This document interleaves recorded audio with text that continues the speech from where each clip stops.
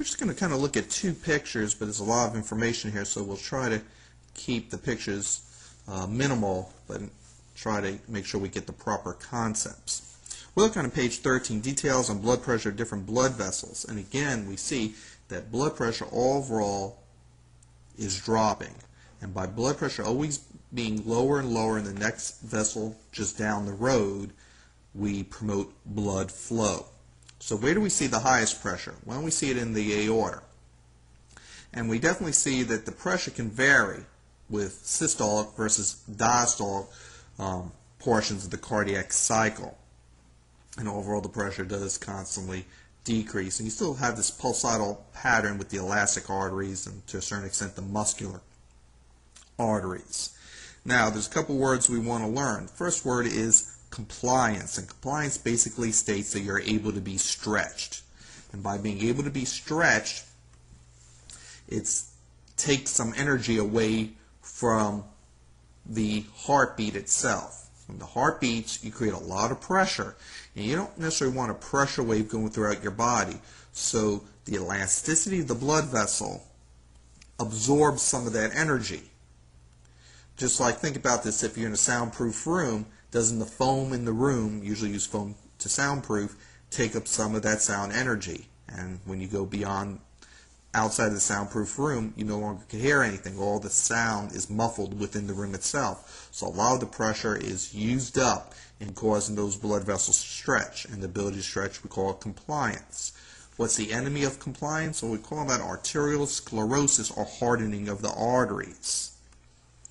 With these elastic arteries, which could be the aorta as an example, the largest one, you do get what we call a pulsatile pattern. You get to see the systolic region versus the diastolic region. And actually there's this concept, we'll just kind of throw it in here, called the pulse pressure, as we see in the picture here. And all that is, it's the systolic minus the diastolic. So what would that be if you had 120 and 80? It would be, well, 40, just the difference between the two. So typically when you hear someone having a pressure of 120 over 80, you're looking at systolic over diastolic. So this kind of recaptures some of the concepts we talked about with using a sphygmometer to determine your blood pressure. Now think about this. When the heart is in the diastolic portion, what keeps the blood flowing? Well, think about this. The heart just contracted, and the artery, the aorta especially, has got a bunch of blood in it, and it's stretched out. And what the aorta is going to do, it's going to recoil.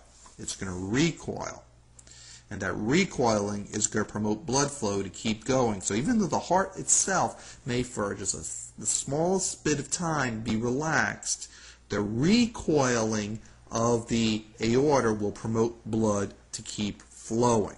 So the elastic recoil, so recoiling means you're going to go back to normal shape. Compliance means you have the ability to be stretched.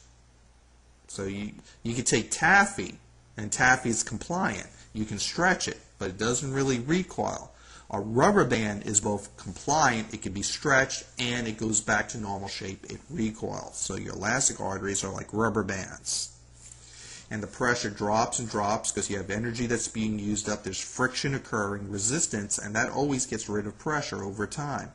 And the pressure goes down, and eventually get to around the pressure of the capillaries, which is between 40 to 20 millimeters of mercury in terms of pressure. And it's enough to keep the blood flowing, but not so much to burst it. But if you do have hypertension, maybe, we talk about congestive heart failure, maybe capillaries can indeed burst. Okay, let's go to page 14, please. We see that venous blood pressure is almost going to almost to zero. It's very, very low pressure, and that becomes problematic. So in your veins, and even in your venules, which are your small veins, you're going to have a couple of tricks up your sleeve to promote blood flow. First thing is, you're going to have valves. Valves are just like in the heart. They're going to prevent the blood from backflowing. So especially in your legs, you don't want the blood to be pulling in your feet and your ankles, so you have valves to make sure that the blood doesn't go backwards. And then as you exercise, you have these things called the muscular and respiratory pumps to help squeeze the veins and promote venous return. Sometimes if you just stand in one place and don't work your legs, you get what we call postural edema, in which you're going to have swelling of the ankle. So you want to kind of be constantly working your muscles. By working your muscles, you milk the blood throughout the venous return system. Let's take a look at how this works.